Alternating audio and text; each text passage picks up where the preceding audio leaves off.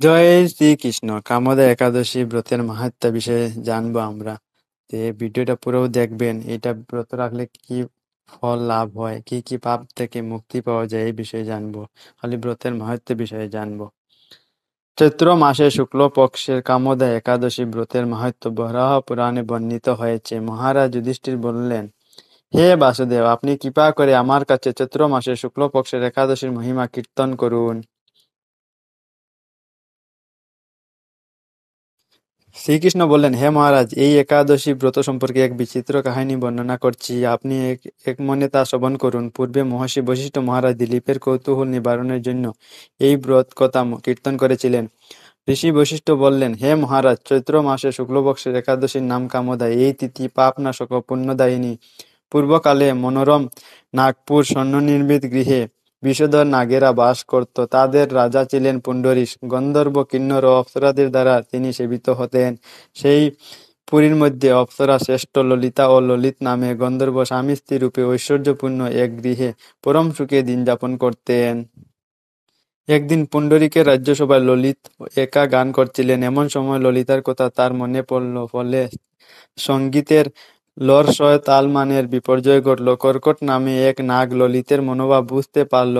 গানের ছন্দভঙ্গের ব্যাপারটি সে পুণ্ডরীকের রাজার কাছে জানালো। তা শুনে সর্পরাজ ক্রোধ ভরে কামাতুর ললিতকে, রে দুর্মতি, তুমি রাক্ষস হও বলে অভিশাপ দান করল। তার হাত 10 যোজন বিস্তৃত, মুখ পর্বত গুহাতুল্য, চোখ দুটি প্রজ্বলিত আগুনের মতো, ঊর্ধ্বে 8 যোজন বিস্তৃত প্রকাণ্ড এক শরীর সে লাভ করল। ললিতের এরকম ভয়ঙ্কর রাক্ষস শরীর দেখে ললিতা মহাদুঃখে চিন্তায় ব্যাকুল হলেন। স্বেচ্ছাচারী রাক্ষস ললিত দুর্গম বনে ভ্রমণ করতে লাগলো। ললিতা কিন্তু তার সঙ্গ ত্যাগ করল না। ললিত নির্দয়ভাবে মানুষ ভক্ষণ করত। এই পাপের ফলে তার মনে বিন্দুমাত্র শান্তি ছিল না। পতি সেই দুরবস্থা দেখে ব্যথিচিত্তে রুদন করতে করতে ললিতা গভীর বনে প্রবেশ করল। একদিন ললিতা বিন্ধ্য পর্বতে উপস্থিত হলো। সেখানে ঋষ্যশৃঙ্গ মুনির আশ্রম দর্শন করে মুনির কাছে হাজির হলো। তার চরণে প্রণাম করে সেখানে দাঁড়িয়ে রইল। মুনিবর জিজ্ঞাসা করলেন, হে সুন্দরী, তুমি কে, কার কন্যা, কি কারণেই বা এই গভীর বনে এসেছো, তা সত্য করে বলো। তদুত্তরে ললিতা বলল, হে প্রভু, আমি বীরধন্যা গন্ধর্বের কন্যা। আমার নাম ললিতা। আমার পতির পিশাচত্ব দূর হয় এমন কোনো উপায় জানবার জন্য এখানে এসেছি। তখন ঋষি বললেন, চৈত্র মাসে শুক্ল পক্ষের কামদা নামে যে একাদশী আছে, তুমি সেই ব্রত যথাবিধি পালন করো। এই ব্রতের পুণ্যফল তোমার স্বামীকে অর্পণ করলে তৎক্ষণাৎ তার সমস্ত পাপ বিনষ্ট হবে।